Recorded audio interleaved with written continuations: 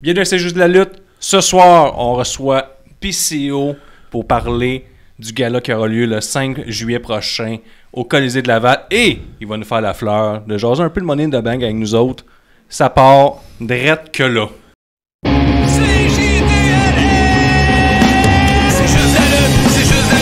nouvel épisode de C'est juste la lutte avec Gap et Guillaume, Binic puis les autres. Une sitcom plein de chroniques. C'est juste la lutte, c'est juste la lutte, c'est juste la lutte.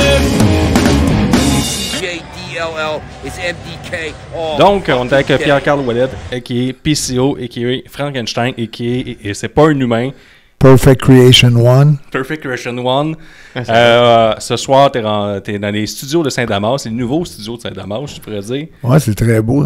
Vraiment, félicitations pour le nouveau studio. Merci. On va prendre des compliments. On les prend toujours. Ouais.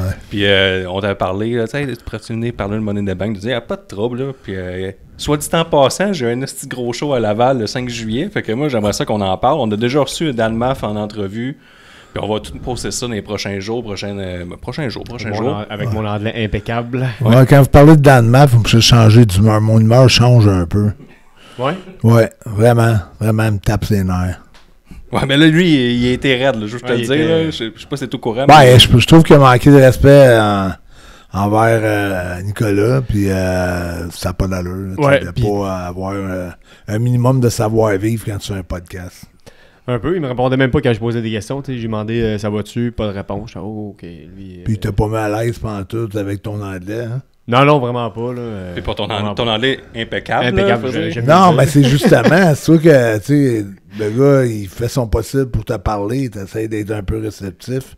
Ouais. Manque de classe totale, puis maintenant, ça va avec la personnalité du gars.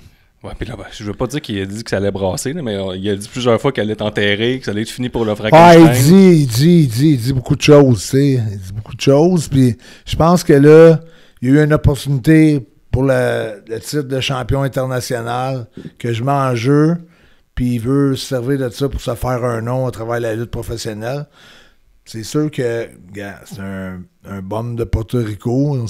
Je n'ai parlé souvent à Porto Rico, comment que ça fonctionne. Moi, quand j'ai resté là-bas, j'ai été pris dans un hold-up, dans un Denny's pendant que je déjeunais. Pour vrai? Ben, tu sais, c'était la nuit. Là. Il était comme un show de lutte. Il était à 2h du matin. Il est arrivé 3 gars, ils ont tiré des coups de feu dans le plafond. Ils ont pris des montres à tout le monde, les bracelets, les sacoches. Ils ont vidé le restaurant. Puis il était armé solide, là, tu sais. Puis dans la même semaine, j'ai vu un auto pas loin de où j'habitais se faire mitrailler. Puis j'ai vu un doorman, je ne pas acheté dans le bar, mais je me trouvais à prendre une marche en avant de la strip où il y avait les bars. Puis j'ai vu un doorman se faire assassiner devant moi, dans la même semaine. Ça brasse, ça quand je suis retourné, il y avait un moment donné, il y a eu comme une joke entre deux gars, puis c'était Bushwhacker... C'était Luke qui était le booker dans ce temps-là. Puis les gars, c'était New Jack. Tu sais, New Jack, c'est un gars quand même avec une réputation de prison et tout ça. Oui. Puis Mike Hughes, puis il y avait déjà eu une altercation avant. Puis on montait un gros setup où Madman Pondo, c'était un hardcore match. Mm-hmm. Lui, il est capable de virer son pied à l'envers. OK. Tu sais, il est double jointed, qu'on appelle. Il y a un double joint dans le genou. Fait qu'il est capable de virer son pied pour qu'il pointe les orteils par en arrière. Fait que là, quand ils ont monté le match, ils s'ostinaient un peu dans la chambre comme s'ils s'entendaient pas bien. Puis pendant le match, l'autre, Madman, il passe au travers des tables, il tombe en bas d'un camion. Puis quand ils reviennent dans le vestiaire, la chicane apprend, mais c'est pas une vraie chicane. Cowboy Hughes, il dit à New Jack, je te l'avais dit que c'était pour arriver comme ça, si on faisait ça de même, non. Puis là, ben, il y en a un qui sort, New Jack va chercher des longs ciseaux de même. Puis là, Hughes va chercher un gros kendo stick. Puis là, les gars, ils viennent pour arriver face à face. Tous les lutteurs là, portoricains, il n'y en a pas un qui n'a pas fait la main dans son sac et qui n'a pas sorti un gun, un morceau. OK. Tout le monde était armé. Ça allait tirer sur New Jack. S'il arrivait de quoi. Là. Puis là, c'était la panique totale dans le vestiaire. Mon loup qui criait Call 611, il disait pas les bons chiffres au lieu de 911. T'es rendu à 611, puis ça marchait plus, puis il capotait bien raide. Tout le monde dit relax, c'est un rib, là, c'est une joke. Un prank. C'est un bon prank. Ah, tout le monde, même moi, j'ai embarqué dedans. Là, j'ai tombé sous tension. C'est quand on sait que Bruiser Brody s'est fait poignarder par Invader là-bas. Fait qu'on sait que le monde de Porto Rico, c'est des toughs. Puis c'est un gars de Porto Rico que là, il reste dans le Bronx à New York. Fait que c'est un gars, c'est un bully. C'est un gars que je le vois arriver dans les vestiaires de lutte quand il y a des extras ou des jeunes. Il pitch le sac, puis il se pète la tête d'un cause, puis il lui fait peur, puis il brasse. Puis j'ai déjà vu Dan Maff rentrer dans un vestiaire. Le gars était assis une place. Il a pogné un gars, il a sacré une claque sur la gueule. Le gars rushé à terre, il a pogné son sac, puis tout ça, c'est ma place. Va t'asseoir ailleurs. C'est ce genre de gars. Fait que là, dans le fond, toi, tu vas être là pour le remettre à sa place. Ah, moi, je vous le dis, là, je crains qu'il raide, là, puis... C'est maintenant qu'il essaie de faire ça à speedball, tu vas te mettre entre lui et speedball, j'imagine. Ah, ouais, mais il ne faut pas ça à personne à Laval. Il ne faut pas ça à personne à nulle part. Puis, j'en fais une mission personnelle. C'est rare, j'ai dit ça. J'en fais une mission personnelle que ce gars-là, après qu'il va avoir lutté contre moi, s'il essaie de faire n'importe quoi qui dépasse du code de la lutte, c'est sûr qu'il va s'en rappeler, puis il va être comme un petit enfant après. Je vais le casser, moi. C'est que ça va être bon. Là, je commence à avoir hâte au 5 juillet. Là, il reste un mois. Ouais. Puis, sérieux, là, je tabarnak. Mon honneur aussi, là. Moi, c'est ça. Ben là, en plus que ça, il dit PCO, c'est pas le French Canadian Frankenstein, c'est juste un fucking Québécois, c'est juste un fucking French Canadian. C'est un manque de respect envers tout le public québécois. Puis en plus de ça, je pense que c'est le temps de se lever là, au monde puis de montrer que c'est Toronto, oui, c'est beau, là, c'était bon, puis tout ça, mais on est capable, nous autres. C'est plate en tabarnak, Toronto, par exemple. C'est vraiment le Québec qu'on va voir, là. Nous autres, capables d'avoir du temps. Avec les chants, avec toute l'action qui peut se passer, puis l'enthousiasme des fans québécois, c'est le temps de montrer à toute la planète, parce que ça va être sur Thriller TV à grandeur de la planète. Mm-hmm. C'est le temps de montrer à tout le monde que on est les meilleurs amateurs de lutte au monde. Dans le fond, c'est vrai. On est à chaque fois qu'il y a un Raw, qu'il y a un SmackDown, qu'il y a un événement 100%. De lutte. L'année passée, à l'Auditorium de Verdun, quand j'ai gagné le titre de champion international, c'était débile la manière que la réaction de la foule était. Puis ça prend le même genre d'atmosphère cette année. Puis je m'attends à rien de moins que ça. Ouais, puis nous autres, on va avoir notre section, c'est juste la lutte là-bas. Là. On va avoir une autre notre gang, on va être là pour encourager. Déjà, là, que j'avais hâte, mais là, tu me le mousses pas mal. Tu sais, déjà, j'ai regardé la carte, on avait toi contre Dan Maff, le bum de Porto Rico.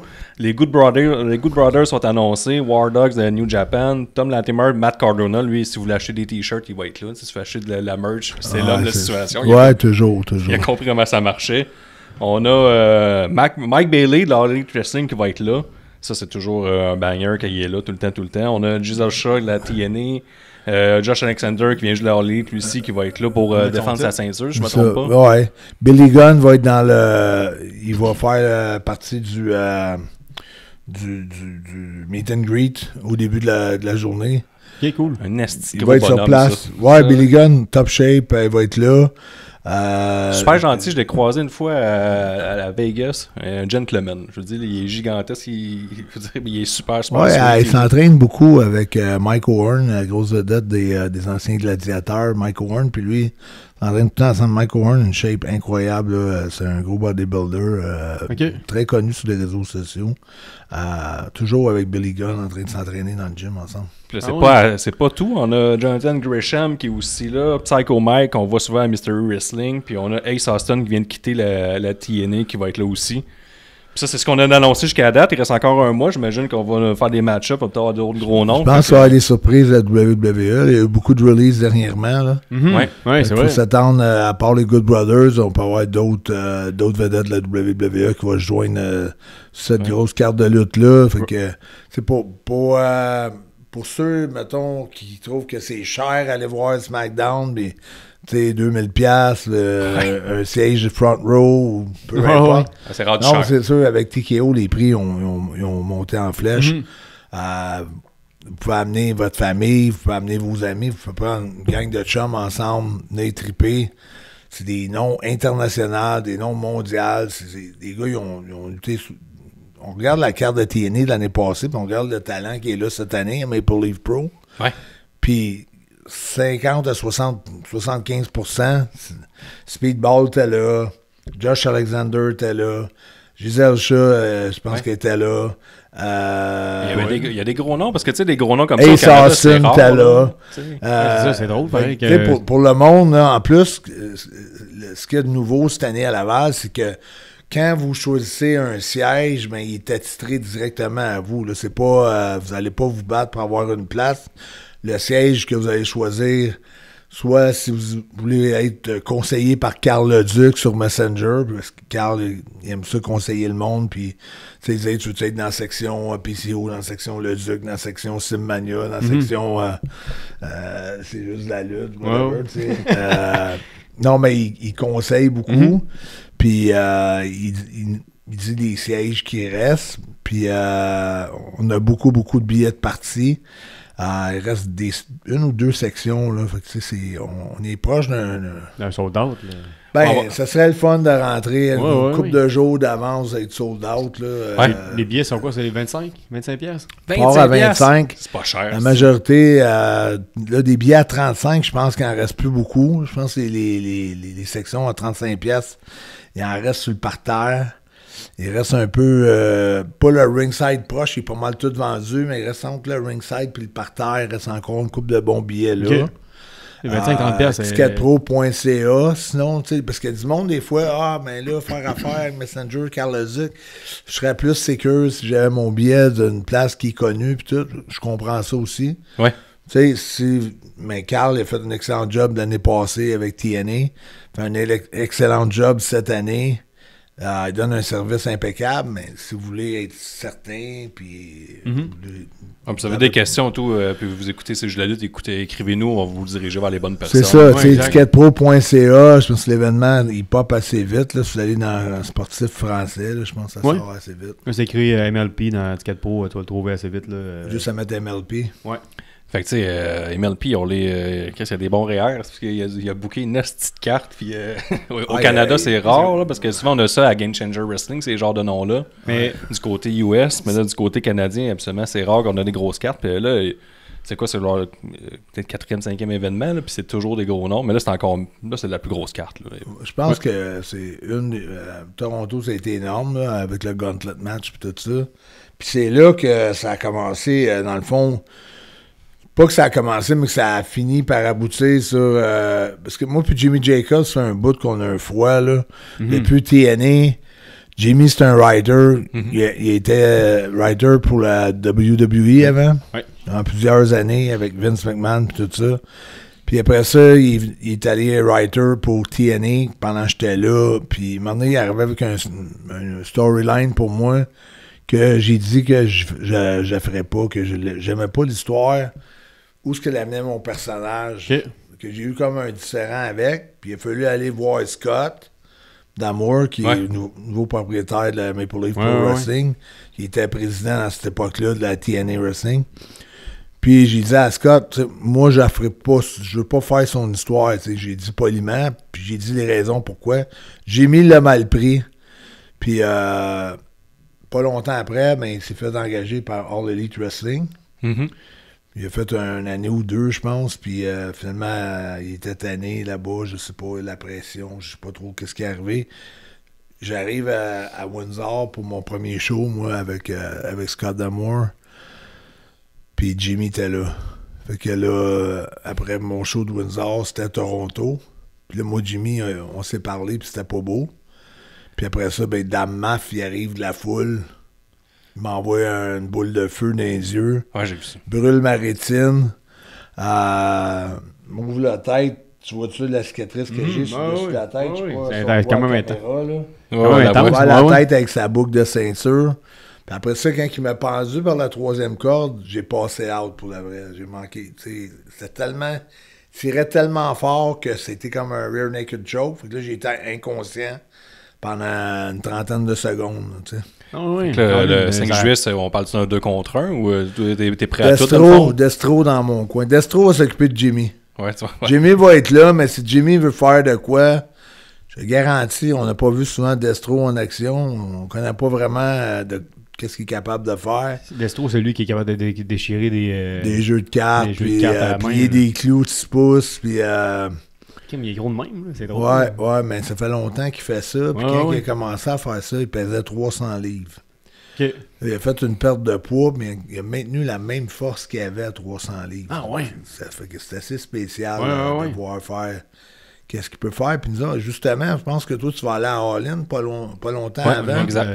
Le All-In 1, là, mon puis Destro, au Hyatt, il y avait beaucoup de choses qui se passaient cette journée-là. Il y avait les gars de All-In, il y avait les Bucks, il y avait Cody, tout le monde était là. Nous autres, on était sur la scène centrale dans le milieu. On a fait une démonstration de force. Moi puis Destro ensemble. Puis Jeff Jarrett, c'était son équipe qui animait ça, puis qui filmait ça. Puis t'avais Matt Striker qui était un commentateur, puis...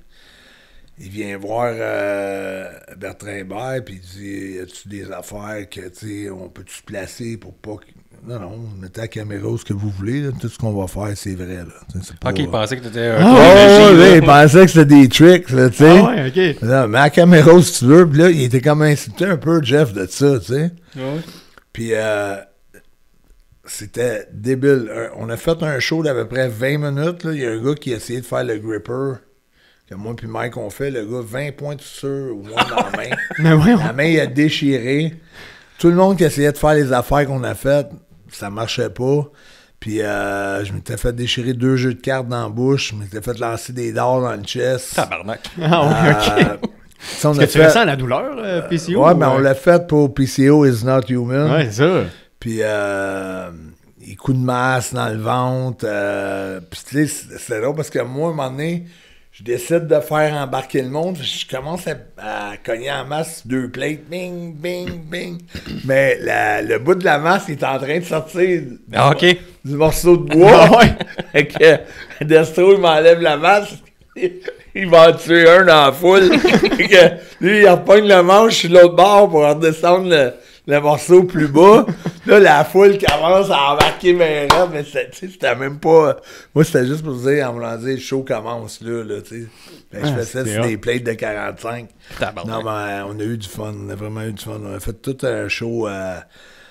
justement, c'était Conrad là, qui nous avait invités là-dessus. C'est lui qui nous avait payé pour ça, puis pour faire partie. C'était comme un pre-show, là, c'était mettre le monde dedans. C'était de Starcast. Ah, nice. Ah, ok, nice, ouais. Starcast qui est l'équivalent un peu de... WrestleCon, tout, de là. Ça, de ce que Mike fait, là, de iSpot, là, ce qu'il fait avant WrestleMania. Exact. C'est beaucoup d'histoires commencées. Excuse-moi.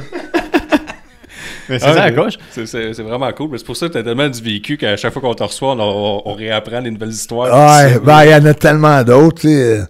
Mais anyways, tout ça pour dire qu'avec Jimmy, c'est pas au beau fixe, moi puis Jimmy Jacob. Lui, il a engagé un bully, un fier à bras, un genre de...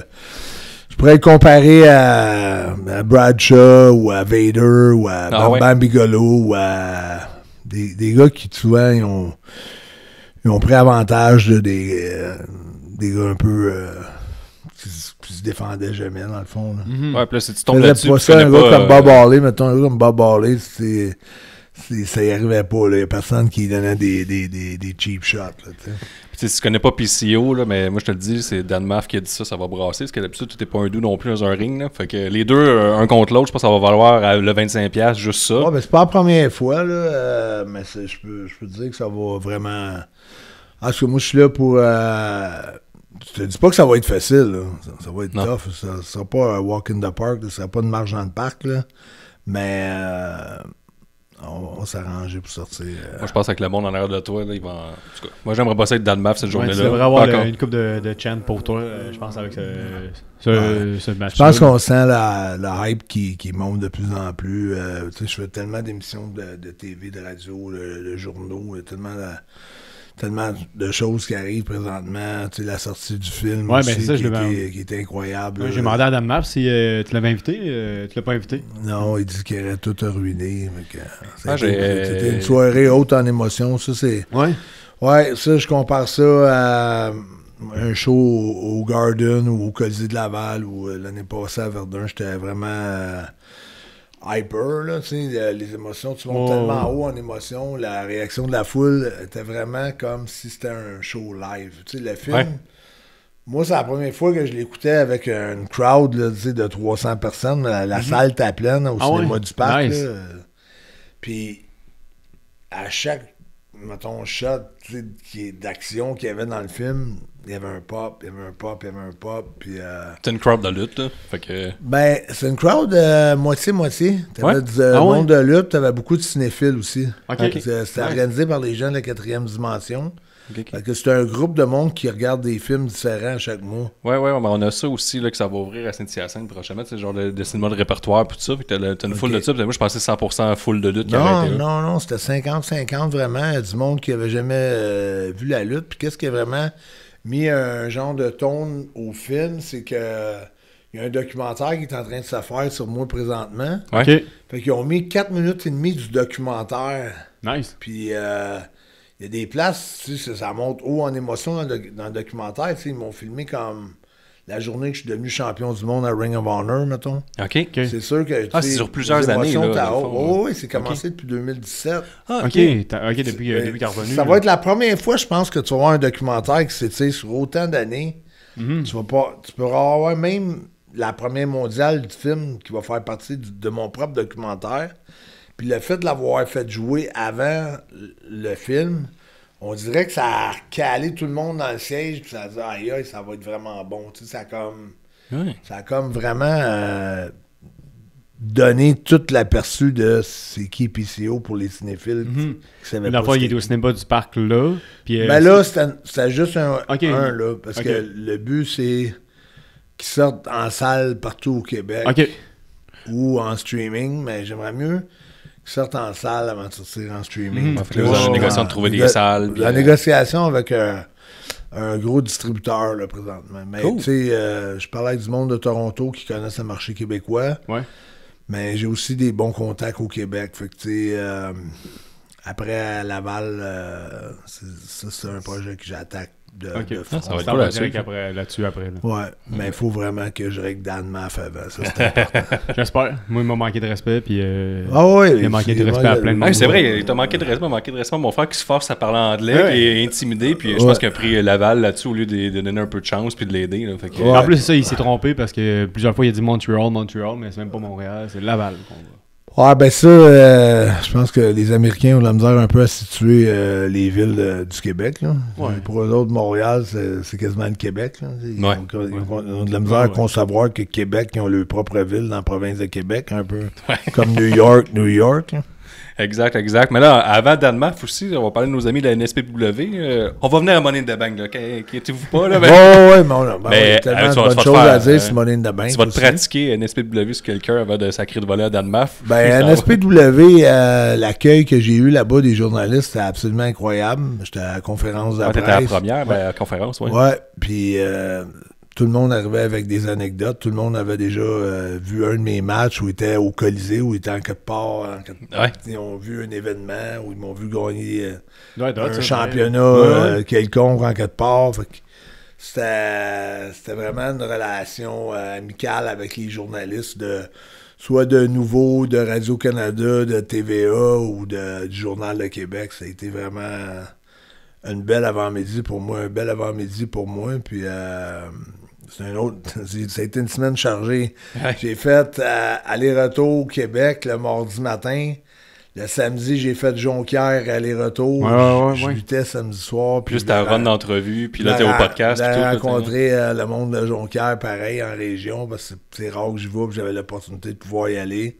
C'est important pour moi. Puis je pense qu'avant la conférence de presse, j'étais à Saint-Georges, dans le bout de Saint-Georges-de-Beauce.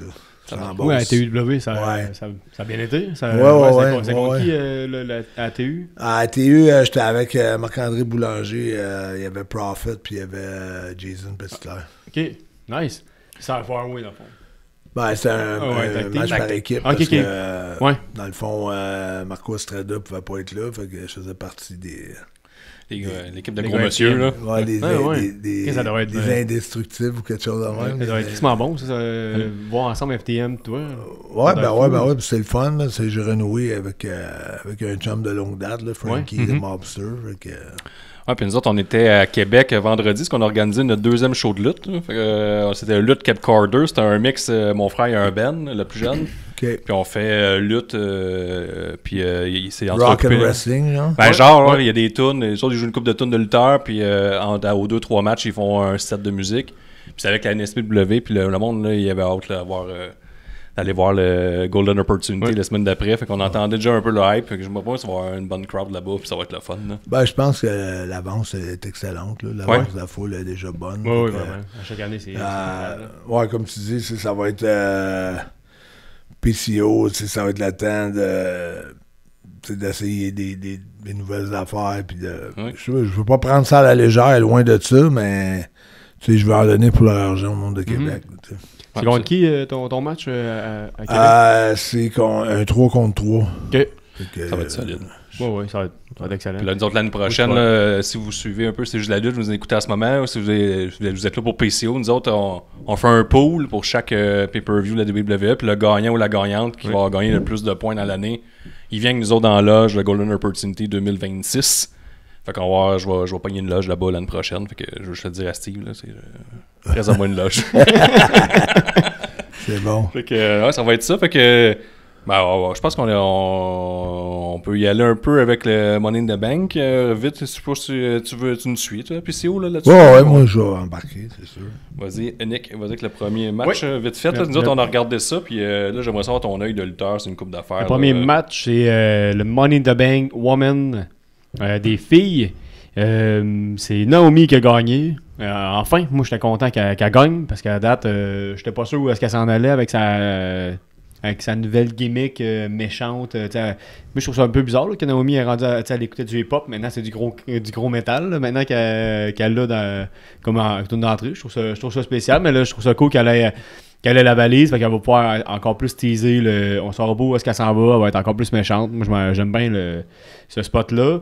J'ai remarqué aussi que ça fait 15 ans qu'il y a eu le Money in the Bank, le premier Money in the Bank, là, 2010. Puis là, on est en 2025. Puis ils ont fait un petit clin d'œil à Big Show, là, quand ils ont mis toutes les échelles par-dessus Rhea Ripley aussi là, pendant un bout. Là, ils ont fait le même spot que Big Show avait fait il y a 15 ans. Moi, j'ai vu la séquence où c'est le spot que Rhea est dans les genoux de son opposante, puis les deux, comme ils montent sur l'échelle, puis ils donnent son genre de... genre Devil Kiss, là. Ouais. Ça, je me suis mis une note là-dessus. Tu sais, mettons que tu t'invites un de tes amis à venir écouter la lutte, puis t'es comme, non, la lutte, c'est quand même cool, tu sais. Là, tu tombes sur cette prise-là, t'es comme, ouais. Non, mais il y en a d'autres, là. Ben, moi, je me souviens, j'avais mis une échelle à terre sur... c'était pour GCW, dans le fond. C'était au Hammerstein Ballroom. Puis c'était pas le dernier où j'ai détruit la ceinture digitale, mais l'autre d'avant. Puis c'était un gars d'All Elite, Blake Christian. C'est Blake Christian que j'avais. Ah, oui. Le petit rouquin, là. Ouais, puis j'avais pris en package Pile Driver. Oui. Puis j'avais donné sur l'échelle.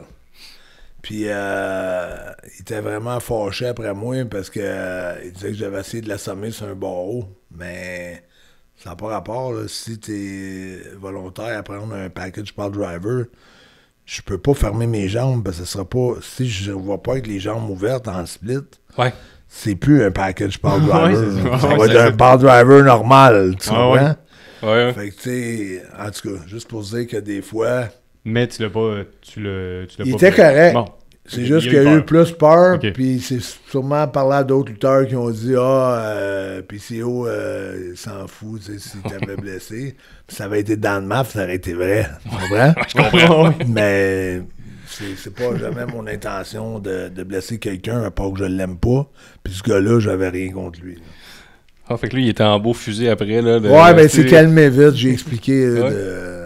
Ouais, mais si je veux savoir, moi, de matchs, mettons, à plusieurs échelles, des affaires de même, là, c'est-tu de quoi qui est compliqué à booker? C'est, mettons, quelqu'un oublie son spot, ils sont 6 là-dedans, là, c'est du monde. C'est compliqué, puis ça fait bien des échelles, puis oui. Des fois, tu as différentes sortes d'échelles aussi. Là. On voit des fois les échelles, plus les rouges ou les oranges.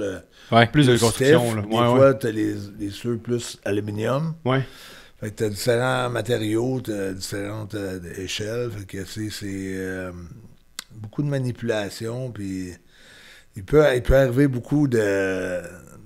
Tu sais, le degré d'efficacité, il n'est pas tout le temps à 100%. Là, moi, j'ai vu les Hardys souvent faire des matchs d'échelle en placé, puis ça marche pas tout le temps comme c'est supposé de marcher. Ben, justement, tu parles de ça. Il y a eu un spot, là, justement, dans le match des femmes au début. Ils ont mis, je pense, c'est Rhea Ripley qui se fait comme coincer dans l'escabeau. Puis ils veulent lever la patte puis pitcher dessus. Mais là, les deux supports, ils sont pas fermés, fait que ça fait juste rien. Ils essayent 2 fois, mais là, celle qui essaye de le faire, c'est Roxanne Perez, elle doit peser 105 livres. Ouais. Elle est pas capable de fermer, fait que là, il finit juste par le déposer dessus. Là, ils viennent manquer le spot, fait que là, ils font comme, on va pogner un escabeau, on va le pitcher dessus. Là, ils pognent l'escabeau, il fait juste rebondir. Ça, c'est le spot qui venait que Rhea Ripley était morte à l'extérieur, puis là, ils l'enterraient. Genre, OK, mais tu sais, au moins, ils ont essayé, c'est pas de mais ça fait partie du stress d'un match d'échelle. Ouais. C'est vraiment ça, parce que je me souviens, à un moment donné, Jeff, il avait une échelle tellement longue. C'est juste ça pour l'ouvrir, puis là, il était comme poigné d'un câble avec, puis c'est parce que c'est une échelle de 12 pieds, c'est long, là, en bas, là, c'est... Ouais, il fallait qu'il accote l'échelle d'un câble à l'autre, tu sais, puis les rings, ils ont 18 pieds de long, fait que, tu sais... il te reste un pied. C'est long d'échelle, là. Oui, c'est ça. Tu sais, puis c'est un peu le même...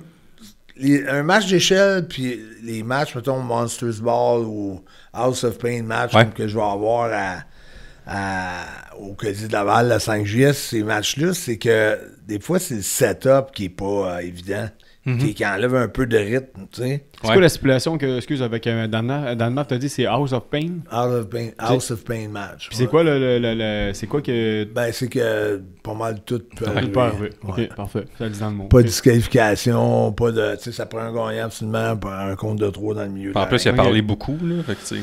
Il aurait peut-être pas dû. C'est ça. Ok, là, ben, il va s'emmener dans mon monde aussi. Là. S'emmener sur mon terrain, dans mon terrain. C'est Laval, c'est la maison au Québec. Puis c'est ma spécialité. Lui aussi, il est bon là-dedans. Faut que j'y donne. Là. Il y en a plusieurs son actif.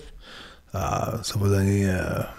ça va donner des feux d'artifice. Tantôt, tu parlais de ladder match avec Jeff. T'as-tu fait des ladder match avec Jeff Hardy impliqué avec? Non, je n'ai vu en préparer justement Ace Austin qui va être sur le show. Ouais.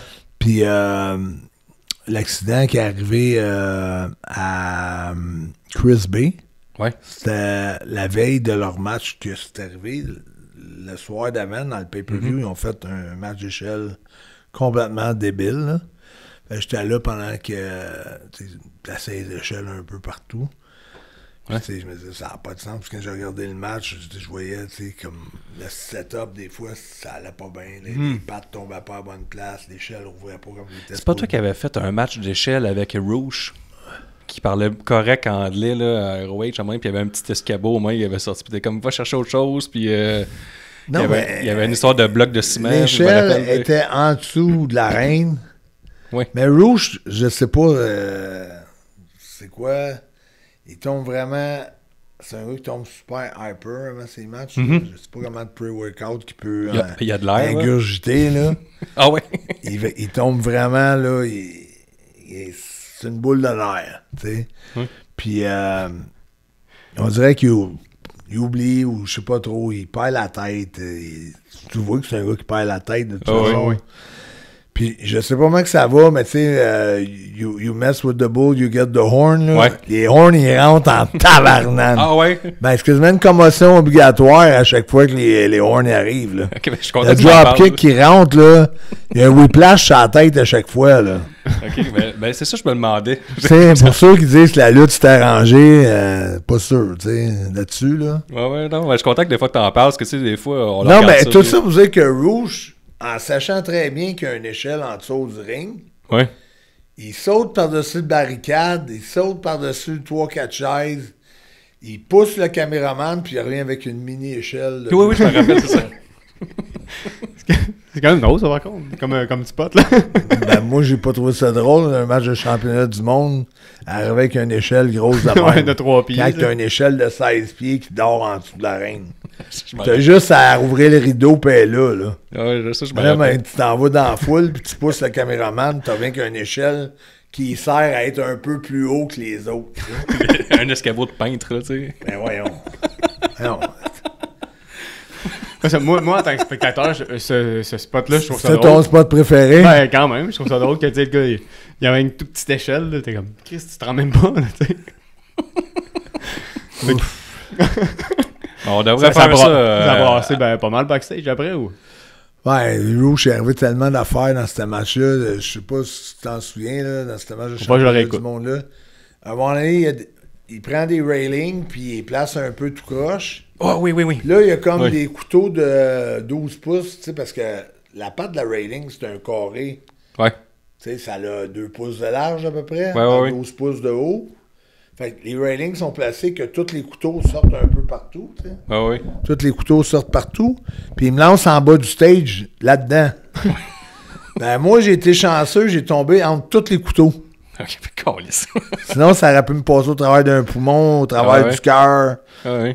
J'aurais pu mourir là. Sérieux, si tu regardes ce match-là, j'aurais pu mourir là. Puis une autre fois qu'il m'a donné un belly de belly souplex du toit du corbillard. Oui. Puis j'ai glissé sur le stage. J'ai passé par-dessus le windshield.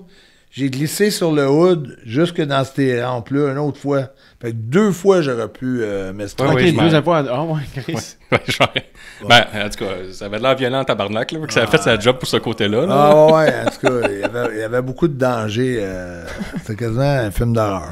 Ouais, puis une question un peu plus champ gauche, mais tu sais, dans le match, dans le 2 match justement de la Money in the Bank féminin, Naomi qui a gagné, a monté vraiment vite dans l'échelle, puis absolument vous autres, les lutteurs, quand vous êtes rendus à une échelle, vous montez plus lentement.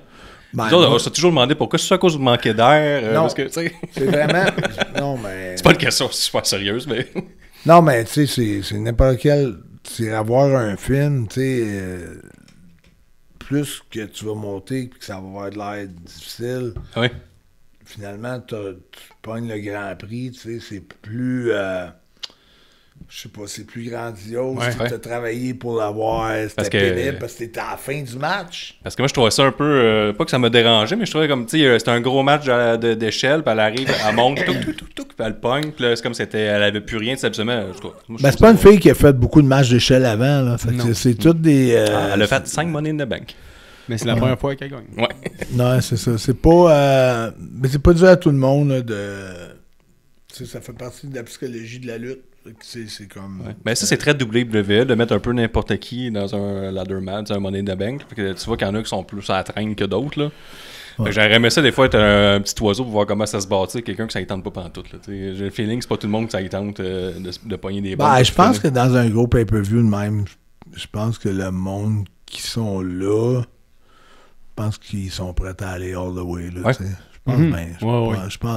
Je pense pas qu'il y a du monde qui se dise « Ah non, ça me tente pas de bumper de haut de même dans une échelle. » Puis je pense que si le monde ne sont pas à l'aise de faire quelque chose, ils ont le droit de pas le faire. Ouais. Ils ont le droit de dire « Ben, tant que ça ait de l'air tout croche, c'est bien de faire d'autres choses. » Mais t'as vu, mettons, Bliss là-dedans, elle a pas fait grand-chose dans les échelles, elle n'a pas été spectaculaire. T'as une autre, mettons, comme justement plus vainqueur, puis toutes les plus jeunes, on dirait. Là. Les autres, ça leur tentait, on dirait qu'ils étaient plus hype. Là, mais tantôt, t'as dit que t'as vu Jeff Hardy, là, excuse-moi, là, parce que c'était mon héros d'adolescence, mais tu l'as vu monter des matchs d'escabeau et d'échelle. Ben, lui, c'est spécialiste. Ça doit être quand même assez hot. Là. Je sais pas si le monde fait comme non, ça pas ça. Ça oui. Tout le monde s'abreuve de ce qu'il va dire vu qu'il a fait un TLC légendaire. Puis, ouais. Non, mais tout le monde sait que c'est sa spécialité, les échelles. Là. Ouais. C'est pas personne qui va contredire aucune de ses idées vraiment. Là. Parce qu'il y a lui, Christian, Copeland, mettons. Là, qui sont là-dedans. Ouais. Ça doit être, puis quand ils ont fait leur méga retour à WrestleMania, en surprise, là, c'est un gros match d'échelle aussi. Qui est aussi pas mal le plus gros pop de Mania, quasiment ever. Ça avait été, je pense qu'il était champion ROH. Ça, c'est une affaire que j'adore, que la E, tu sais, on peut bien dire plein d'affaires sur eux autres, mais le fait que Star, ils prennent des talents là, comme JC Matteo, c'est pas tout le monde, mettons, qui est d'accord avec le choix. Tu sais, je sais pas, là, peut-être que tout le monde est d'accord, je prends pas, moi je le connais bien, Jeff, là, j'ai lutté plein de fois contre lui dans le circuit indépendant, j'ai lutté plein de fois contre lui à Ring of Honor, c'était notre champion de télévision, c'est un excellent lutteur, mais j'ai trouvé ça bon qu'il passe pas par NXT, qu'il le mette pas 6 mois, mettons, à attendre, à rien faire avant de le monter en cas de part. Puis j'aime ça qu'il commence des gars tout de suite, tu sais. Puis ça, c'est le nouveau Triple H. Ouais, mais ça fait la différence au monde. Ouais. Ça nous ramène, là, tu sais, dans les bonnes années que un gars arrivait de la WCW ou, tu sais, dans le temps des territoires, quand il commençait des Von Erich, des Rougeau, n'importe quel autre nom, tu sais, qui arrivait de Martel, Bravo rentrait avec Tonga en équipe, tu sais, il n'y avait pas besoin de faire des try-outs, puis de rechanger le nom, puis ça rentrait direct. L'effet de surprise, quand on pense que Tonga Loa commençait en France, puis tout le monde capotait. Ouais, c'est vrai. Mais tu sais, avec les dernières années, avec Vince McMahon, il était moins là-dedans. Parce qu'on dirait que les gars externes, il fallait qu'ils commencent NXT, je sais pas si c'était pour montrer que la WWE était plus forte. Je me souviens qu'ils ont comme scrappé Riddle un peu, parce que quand Riddle a été signé dans le temps, ça a été long, là. Il était tellement hot sur le marché indépendant, il était tellement l'attraction. Ouais. Ils l'ont refroidi pendant 6 mois avant de commencer. Moi, je trouvais ça de valeur. Je me trompe pas, il a fait un gros match contre toi à JCW, puis il a signé pas longtemps après. C'était son dernier match avant de commencer à eux, mais ils l'ont mis 6 mois sur les tablettes. Mais ils ont fait pareil aussi avec Shotzi Blackheart. Là, il avait fait un gros crise de deathmatch à JCW, ils l'ont signé, puis ils l'ont mis à NXT, puis ça a pris du temps avec elle commence, ça doit avoir pris un an et demi, puis quand elle est arrivée, t'es comme une caricature d'elle-même. De reprendre du hype, là, quand t'es là, dans ton hype indie, souvent, ça va se transformer à WWE, parce que tout le temps des fans qui mais ils savent on les connaît, on a Instagram. Là, c'est ça. Mais là, comme pour revenir à elle, là, ça n'a pas rapport avec le show, mais tu sais, elle a quitté WWE, son contrat n'a pas été renouvelé, puis elle a fait un premier deathmatch tout de suite en sortant à JCW pour se remettre sur la map, puis avoir du fun. Puis là, elle a repris sa retraite des deathmatchs tout après. Elle a fait le TOS là, de Game Changer Wrestling contre Matt Tremont. Des coups de fourchette dans la tête. Là. Comme t'es loin de la WWE, puis elle était faite comme elle avait un petit tank, puis elle rigolait. Et ça, c'est n'importe quoi. Puis là, 2 jours plus tard, elle faisait manger des coups de fourchette dans la face par Tremont. Lui, j'aimerais pas ça manger des coups de fourchette par Matt Tremont. Ouais, il y a comme 2 balles de golf dans le front, ce gars-là. Ça ressemble à un martien. Par qui tu mangerais des coups de fourchette? Peut-être par PCO, j'aurais confiance. On se connaît bien, là, mais tu sais, mettons, Nick Gage, il est smart, là. J'y ai parlé un peu, mais j'aurais peur. Tu sais jamais, c'est du monde un peu comme Dan Maff, des Nick Gage aussi, c'est très imprévisible. Très imprévisible. C'est jamais, qu'est-ce que ça, c'est Matt Tremont, très imprévisible. Nick Gage. C'est David Arquette, il l'a vu, là, que c'était très imprévisible là, contre Nick Gage. C'est rough, hein. J'avais vu le documentaire, puis il prépare le deathmatch, puis David Arquette qui est là. Puis c'est sûr que Nick Gage, il est en Nick Gage quand la caméra allume, même si c'est un documentaire, tu vois qu'il y a il joue sa ligne, là. Puis comme je vais le tuer, je m'en calisse. Je m'en calisse de quitter. J'ai vu le documentaire. Je m'en calisse. Là, sûr, c'est un accident parce que l'autre s'est tassé, puis tu sais, avec des néons, puis tout peut arriver, là, mais quand même. Là, mais David t'a magané. Ouais. David, c'est un tueur, David t'a magané. Moi, j'avais vu Nick Gage contre Manny. Manny, quand il est venu à AWS, là, ça c'était fou, là, quand Manny pissait le sang de l'oreille, là, puis il est comme, OK, il faudrait peut-être être en ambulance. Là. Non, je vais venir, je vais parler au monde. Il se pissait le sang. Nick Gage, j'y dois ma meilleure photo ever. Nous autres, qui fait 2 middle fingers à JCW, ça c'était hot. Là. Parce que au début, je fais une photo avec lui, faire une courte histoire, puis là, je suis comme content, là, tu sais. Puis il me dit, en tout cas, je peux pas le dire en nom ce qu'il me dit, mais il me dit, tu peux pas avoir l'air de ça, là. OK. Man up, là. Ah, ouais! Là, on a fait une bonne photo, puis là c'était cool, là. Mais il était super sympathique. Bref, fait que c'est ça, Money in the Bank. Octagon Junior, Dom Mysterio, ça, puis il n'y a rien à dire sur ce match-là. C'est un gars de Triple H qui s'est fait squash en 5 minutes. J'ai vu le lézard, comment ça s'appelle? Monsieur Iguana. Iguana s'est fait faire donner une souplesse. Ouais, mais ils l'ont même présenté. Il était dans la foule, lui, dans le show. Ouais, ils ont présenté parce qu'il y avait un show l'après-midi, puis il y avait Money in the Bank le soir. C'est Worlds Collide en après-midi, puis Iguana, il a lutté. Ouais. Il y a aussi Chad Gable qui a lutté un après-midi contre... j'ai vu une couple de bons moves, pareil, avec Chad Gable. Le pile driver là, de la troisième. Avec Vikingo. Ouais, c'est ça. Puis Vikingo, j'avais entendu dire qu'il était blessé, qu'il allait être plus safe. Pas tant. Pas tant. Mais c'est... Moi, ça me ferait... j'étais sur le même show. Quand j'étais allé lutter pour Triple H, tous les Vikingos... Tous les gars qui étaient vraiment luchadors, là, qui font des spots de fou, là. Ouais. Je sais pas ce qui est arrivé, ce tournoi-là, mais j'ai gagné quand même le tournoi, le meilleur lutteur du tournoi. Triple H. Ouais. Nice. Puis tous ces gars-là étaient sur le show. C'est Josh Alexander, il dit, je pense que c'est toi qui vas avoir la plaque du meilleur lutteur du tournoi. Puis là, je comprenais pas. Je voyais qu'il y avait El Vikingo sur le show, qu'il y avait plein d'high flyers, plein de gros. Sam Atlantic Jr. puis tout, là, qui était là. Puis, comment il s'appelle? Ouais, en tout cas. Leur nom, j'ai m'échappé. Mais en tout cas, tout ça pour dire que l'anecdote était bonne. J'ai gagné... C'est toi qui fais ça va à Triple A. Le meilleur luchador del tournoi. T'as-tu fait quelques Rana, des affaires de même? Mais j'ai fait tout mon gros stock. Là-bas. Ouais. Puis on est là-dedans. C'est-tu cool, lutter au Mexique? Ça a l'air quand même le fun comme foule. C'était dans un gros stade. Là. Il y avait à peu près 10 000 personnes. C'était le gros show de la Triple A. Je ne me souviens pas du nom. Oui, mais ça fait partie un peu... J'avais Vampiro dans mon équipe. C'est un 3 contre 3. Il y avait Canadien. Joe Hendry était dans ce match-là aussi. Je pense qu'il était contre moi. Moi, Joe. C'est un 3 contre 3, là, mais je sais pas c'était tout qui. Je pense que Josh était dans le match aussi, je pense. Est-ce que j'aimerais ça que j'arrosais un jour à Vampiro? Tout son run à la WCW avec le Insane Clown passé dans le Dark Carnival, que semblerait-il qu'Eric Bischoff savait pas trop c'était qui la ICP, mais il était over dans le côté musique, puis tout ça, parce qu'il avait envoyé chez Disney avec leur contrat, puis tout. Puis lui, il est laissé aller. Et c'est comme ça. Puis ils ont fait une assez grosse affaire là, avec Vampiro. Ça a duré des semaines et des semaines. Ça a amené à Sting contre Vampiro au final. Oui, ils ont passé leur propre promotion de lutte. La JCW qui run un peu partout, surtout à Détroit. Oui, mais ils font des bonnes tournées. Ils ont des bonnes petites foules aussi, là, j'ai vu. Là. Ça roule quand même pas pire. Puis ils ont autant des gars comme toi, sérieux, autant qu'ils ont Cocaine, Kane qui fait de la cocaïne. Mais j'ai écouté une couple de leurs shows, c'est quand même cool, pour vrai. Puis ils font bien. Mais je pense que c'est surtout un des deux, le Valenji, qui est encore là-dedans, puis il book tout, puis il fait tout.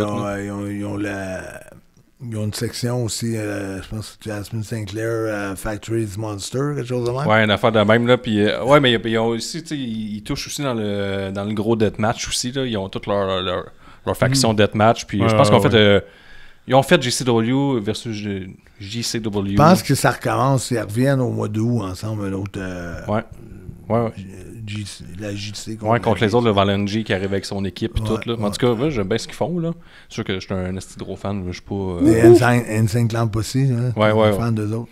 C'est mon adolescence encore. J'ai 38, fait que quand il était bien. La musique a fait son chemin avec la lutte dans ton. C'est ça. Tu sais, à toute partie, j'avais 14 ans, j'ai acheté un t-shirt, je le trouvais cool, j'écoutais la musique. Là, ils luttent. Là, ils sont à WCW. Il était né ODT, à WWE. Ils ont switché WCW, ils sont tombés avec Vampiro. Vampiro, il vient de Montréal, là, tout ça. Fait que j'ai commencé à écouter la lutte pas mal avec ça. Mais Vampiro, c'est lui qu'on a vu dernièrement dans un match. Là. Je trouve que ça avait passé un petit gars, un auditeur là, qui est dans le. Qui est dans l'estrade, puis là, il y a deux gars qui se battent, là, puis là, il est comme, frappe-moi. Mais comme, non, je te frapperai pas, puis c'est pas Vampiro, ça, je l'ai vu. Non, c'est pas Vampiro. Mais non, c'est LA Park. La Parka. Ah ouais, il a démoli le gars, ben raide, là. Il a collé tabarnak, man, t'en as collé, t'as vu un man, hey, chop-moi, après ça, il te l'a démoli. Ah oui, le gars, il l'a ramené. Puis dans la face, aucune pitié. Ah oui, il l'a dévissé, là. Ça, j'étais tabarnak. Ben, après ça, on a eu le droit à ça à la maison, si vous n'avez pas vu, là, le Money in the Bank masculin, il vaut à peine d'être regardé. Parce que justement, tu as JC Matteo, qu'on a parlé tantôt, qui était avec Braun Breaker là-dedans. Mais moi, ce que je veux te parler, tantôt, tu parlais de comment il s'appelle le petit rouquin, là, j'oublie son nom, Blake Christian, qui chialait sur ton move, mais les autres, ils ont fait un Destroyer. Penta fait un Destroyer sur Andrade sur un escabeau. Là. Puis je me disais, tabarnak, c'est tout. Là, Ben, il doit savoir un peu initié de son package Power Driver, là, je sais pas. Là. Ben, il fait plus. Non, il le fait pas à WWE. Non, il le fait pas à WWE. Oui, il l'a fait une fois. Non, il le fait pas. Il le faisait à All Elite, il l'avait déjà fait sur des escabeaux, mais là. Tu sais, ce que je fais. Il a changé son finish, là, Penta, hein? Ouais. C'est plus ça. Il fait un genre de. Parce qu'on a vu Kevin, avant de se retirer pour sa blessure, on a vu faire son package. Tu sais, c'est sa marque de commerce. Puis après ça, Penta, il avait ce finisher depuis longtemps. Puis là, j'ai vu qu'il faisait un nouveau finisher. Ouais, ça, mais c'était. Pentagon Driver. Voilà, mais il l'appelle un Pentagon Driver, mais il le faisait à All Elite, mais c'était un move de transition. C'était comme son gros move avant son finisher, mais là, ils l'ont changé. Il est over pas mal, puis en tout cas, tout ça pour dire, souvent j'entends là, ces réseaux sociaux, le monde qui chasse, c'est Destroyer, puis tout, mais c'est le move qui a la plus grosse réaction. C'est un move spectaculaire, pareil. Il y a Speedball McBailey, souvent qui dit ça, si le monde connaît sa lutte, il dit Chris, quand tu fais un move, puis il y a la plus grosse réaction, c'est normal que. Tu vas le refaire. Ça fonctionne, je pense. C'est un peu ça le but de la lutte. Puis les autres, ils ont fait ça sur un escabeau. C'était quand même. C'est quand même bien fait. Il y a aussi El Grande Americano qui est. Aux commentaires, ça c'était bon. Là, on s'obstinait à savoir si c'est Chad Gable, c'est pas Chad Gable. Parce que là, Chad Gable a lutté le matin. Puis là, Michael Cole dit mais Chris, c'est le même gars, vous êtes tous caves. Là. Les autres commentateurs, ils font mais non. Un matin, il y avait des bottes blanches. Là, lui, il y a des bottes noires. C'est pas le même gars. Puis là, il a juste changé en arrière son saut, tu sais. Il y a comme un saut à bretelles. Puis ses bretelles sont plus hautes, fait que là, ça cache son tatou. Fait que ça, moi, je trouve ça bon, là, tu sais. Parce qu'au début, ça le cachait pas. Puis là, ils ont changé. Fait que c'était pas mal ça le match, je dirais. Ça vaut la peine d'être regardé. Mais moi, ce que je veux. Avec les interventions, moi, s'il y a des interventions dans un match, moi, à WWE, je suis un vendu là-dessus. Puis là, j'ai trouvé ça hâte que le clan de Seth Rollins y arrive. Puis après, c'est le clan à Jacob Fatou qui arrive.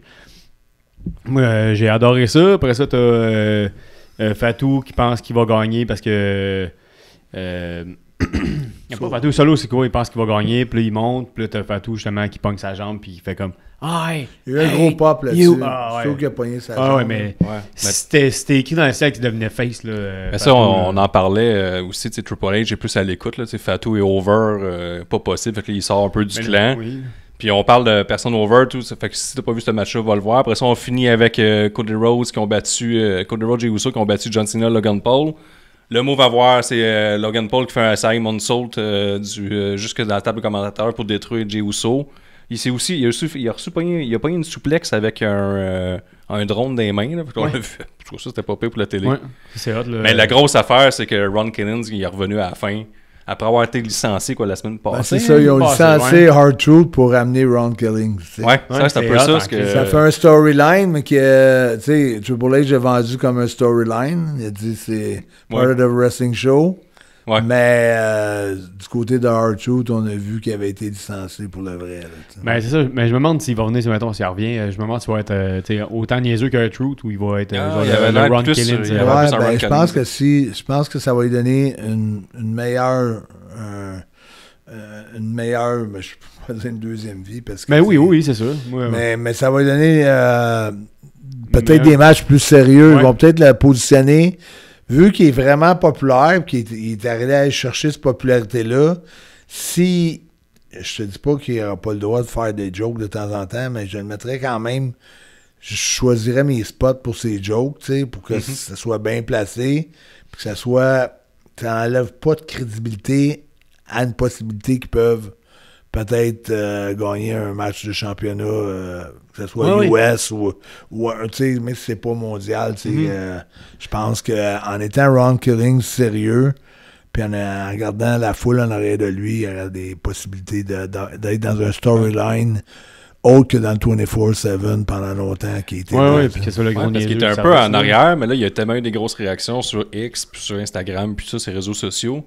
Là, ils l'ont clairement ramené pour ça. Mais là, il revient à Ron Killings. Puis là, ça serait même pas stupide, mettons, qu'il y ait à SummerSlam contre John Cena one-on-one. Il y aurait assez l'appui de la foule. Mais s'il donne une couple de grosses victoires, tout est possible. Ouais. Tu penses que c'est important qu'il en gagne 1, 2, 3, puis après ça, il aille contre John Cena pour le crédibiliser un peu. Là. C'est juste pour dire que des fois, quand ça a l'air d'aller mal, puis qu'on dirait qu'il n'y a rien qui va se passer, parce que moi, je suis vraiment un de ceux qui pense que c'était pas planifié comme ça. Ouais, je suis convaincu. C'est vraiment une tournure d'événements qui a joué en sa faveur. Puis c'est peut-être sa mise à pied qui va y avoir donné le push qu'il avait besoin. C'est fou raide. Là, ouais, c'est particulier. Ce push-là, j'ai trippé ma vie. Là. De John Cena qui se fait frapper, puis là on voit que les pantalons, on voyait un peu ses chevilles, puis on voyait qu'il était là, un des commentaires, je me souviens d'avoir entendu, c'est que c'est une peau noire, c'est une peau noire. Là, c'est qui? Est-ce que c'est lui, il me texte, il dit, tu vas voir la fin vraiment nice. Parce que t'as vu comme son hoodie élevé à un moment donné. Ouais, c'est ça. Mais tu sais, c'était hot parce que personne s'attendait que ce soit un Ron Killings. Moi, j'ai essayé de penser dans ma tête, qu'est-ce qui est parti de l'All Elite, mettons, prochainement. Moi, par la manière qu'il donnait ses coups de poing, j'ai reconnu le style. Là. Ah ben toi, t'es plus touché que moi au niveau lutte. J'ai reconnu le style, mais ça m'a pas surpris de voir que c'était lui. Ah ouais, c'est vrai ça. J'étais content. Mais le pop de la foule, là, moi j'en faisais partie en crise là, quand je l'ai vu. Là. Parce que là, il me dit, tu vois, la fin complètement folle, c'est The Rock qui arrive. Non, encore mieux. Non, mais c'est juste le fait que ils nous ont joué dans la tête. Ben, c'est sûr que ils l'ont vraiment licencié, mais comme bon, il est parti, il y a 90 jours où il peut pas lutter.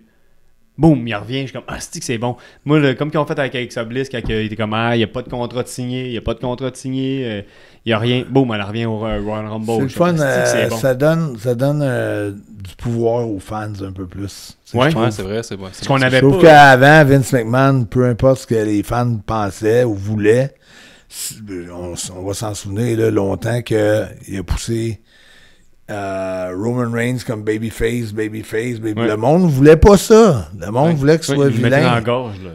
Oui, tu le mettais dans la gorge. Jusqu'à temps que tu l'acceptes. Puis là, on dirait qu'avec Triple H, c'est un changement de direction. Puis, encore du monde qui va critiquer Triple H. Il y a tout le temps du monde qui va critiquer, peu importe ce qui va se passer. Ben ouais. Ça fait partie du hockey, ça fait partie du baseball puis de la lutte, mais c'est comme ça. Mais tu sais, là, ce qui est cool, c'est que tu prends en considération que l'Internet existe. Là, c'est ça qui est hot. Là. Ils prennent en considération que l'Internet existe. Fait que là, ils vont comme, mais on va dire que Bliss n'a pas de contrat. OK, Kim n'a pas de contrat. Bon, elle revient au Royal Rumble. On va dire que R-Truth, il est fini. Puis là, tout le monde pense. Puis là, t'as Ron Killings. Tu sais, dans le temps, mettons, on retourne, mettons, il y a 20 ans, mais souvent, t'avais des surprises avant. T'es comme, tu sais, des gros pop de Royal Rumble. Mais là, t'en avais pas. C'est tout le temps ça revient à ce que je disais tantôt aussi. Un gars peut commencer soit de la New Japan Pro Wrestling, soit de GCW. Ou pas mal n'importe où. N'importe où. Un gars qui savent qu'il est capable de lutter parce qu'il Triple H a dit qu'il y avait vraiment beaucoup de scouts partout maintenant, tu sais, qui regardaient vraiment tout le talent indépendant. Fait que n'importe qui a un bon talent, tu sais, qui n'ont pas nécessairement de le faire passer par le PC ou de le faire passer par la NXT puis de le commencer avec une surprise incroyable, mais je pense que c'est ça qui donne le goût au monde de regarder le show parce que comme Vince disait dans le temps, anything can happen in the WWE. Ouais, puis le même, en lutte générale au complet, c'est plus que vrai parce que là, on arrive à la fin, fait que quand on dit que tout peut arriver, à Laval, on a un gros show qui s'en vient le 5 juillet. Chose qu'on aurait pensé peut-être impossible 16 mois, 18 mois, avant que ça existe, cette compagnie-là. Là, ça arrive à. On a eu TNA l'année passée. La WWE vient, puis là, on a la MLP qui arrive aussi le 5 juillet. Fait que là, je pense qu'en tant que fan de lutte, on est quand même gâtés. Tu sais, je sais pas si vous avez vu la coupe PCO. Je sais pas si vous l'avez vu, mais elle est vraiment belle. Elle est vraiment prestigieuse. C'est la Battle Royale d'invitation sur invitation PCO. Ah oui, c'est comme un peu. Sur mon invitation, c'est la cool, coupe, je sais pas, je vais vous la montrer tantôt. Là, elle ressemble vraiment comme une genre de coupe Stanley. Le but, c'est qu'à chaque année, on va mettre. L'an passé, c'était Carl Leduc, le gagnant, avec TNA Slammiversary, Carl Leduc. Cette année, ça va être MLP avec le nouveau gagnant, avec Résurrection, qui est la résurrection de Maple Leaf Pro Wrestling, PCO qui a eu une résurrection. On revient pour une deuxième année consécutive à Montréal. C'est une autre compagnie, mais ça reste que c'est un concept de gala de mois de juillet pour une deuxième année consécutive. Puis tu sais, je sais que l'année prochaine, ce serait fun de revenir encore. Puis en 2027, je sais qu'il y a des grosses possibilités pour le Centre Bell. Il y a de quoi de gros qui se trame pour le Centre Bell. Cool, ça c'est très, très cool. Ouais, mais... La MLP, ça a remonté depuis que c'est... Ben, c'est parce qu'il va y avoir beaucoup d'autres choses qui va faire en sorte que ça va cumuler sur 2027. C'est que il y a beaucoup de monde dans le Québec qui vont faire partie de ce projet-là. Ça, ça va être très le fun. Mais sinon, tu sais, ça commence par cette année. S'assurer que c'est un autre gros succès comme l'an passé. Mm-hmm. Puis les billets sont en vente présentement. Puis tu sais, je le dis tout le temps, puis on le dit à chaque fois, attendez pas à la dernière minute pour acheter vos billets. On dirait que le monde, ils attendent de voir... C'est quoi la carte? Puis ça va, tu sais, comment il y a de billets de vendus, puis on est rendu où? Par le temps qu'ils se décident, et là, tout le monde appelle partout, puis je me souviens, l'année passée, je recevais des billets, je recevais des calls la veille de monde que, hey, ça me prend 5 billets. Mais ouais, mais là, ça fait longtemps qu'ils étaient à vendre, les billets, là. Ouais. Là, on a annoncé qu'on était sold out un matin, là, tout le monde appelle pour avoir des billets, Mais ça va être encore ça cette année. Ils vont taper la journée avant. Non, mais achetez vos billets tout de suite, prenez des bons billets. Assurez-vous que votre gang est couvert. C'est couvert pour votre gang de 5, 6, 7, 8, 10 personnes. Ticketpro.ca ou Carl Leduc sur Messenger. Je le répète, mais tu sais, j'ai tellement d'enthousiasme pour ce show-là. Ça va être un gros show. Ça va être spécial aussi dans la House of Pain, là, parce que c'est un aréna qui est vraiment reconnu pour ses lettres de... pas de noblesse. Non, mais... ses lettres de rudesse, d'intimidation, de tout ce qui était le Titan de Laval à l'époque. Là, à l'époque de Michel Terrien, Bob Hartley, les Sandy McCarthy, Gino Odjick. Beaucoup de monde que les gars ils n'ont pas connu ces toughs-là, mais c'était vraiment un line-up de tough guys. Puis c'était pour les équipes de la Laval, ça faisait peur. Même avec les prédateurs, là, maintenant c'est les pétroliers. Mais même dans le temps des Prédateurs, avec Steve Bossé... il n'y a pas le junior de Montréal qui a joué là-bas avec Gilles Lupien et tout ça. Là, tout ça se peut, mais moi, des vrais goons. Là, moi ça remonte à Mario Lemieux, là, mais les goons, ça a vraiment commencé après un autre ère là, qui a commencé avec Bob Hartley, qu'on voit souvent à RDS, puis Michel Terrien. Ça va être le fun le 5 juillet. Fait encore un gros merci PCO d'être passé. Si vous ouvrez votre TV, probablement qu'il va être dedans en train de vous parler de ce show-là, parce qu'il fait la tournée des médias. Quelqu'un de vraiment impliqué. Fait que un gros merci d'être venu encore. Puis j'ai un message pour Dan Maff. Le 5 juillet à Laval, là, ta grosse boîte, puis le manque de respect que t'as pour les Québécois, puis dire que PCO, il est pas, c'est pas vrai, he's not human, puis c'est juste un fucking French Canadian, mais t'as fermé ta grande trappe, moi. 5 juillet, Colisée de Laval. 5 juillet, on va être là. Yes, sir. Ciao tout le monde. Ciao. Donc, on a un petit ajout à faire. PCO avait un message là, concernant le show du 5 juillet. Ouais, très important que je travaille avec Philippe Vaillancourt, qui est un des fondateurs de la maison Stéphane Fallu. Puis eux, ça vient, cette organisation-là, elle vient à but non lucratif, elle vient en aide aux jeunes qui sortent de la DPJ puis qui n'ont pas de toit quand que la DPJ les lâche. Et là, on fait une section nouvelle maison pour les filles. Et puis, une partie des profits que vous allez acheter votre billet de lutte va servir à aider pour la construction de la maison des filles, de la maison Stéphane Fallu. Wow. Fait qu'on va voir la section hommes, la section femmes qui est déjà en construction.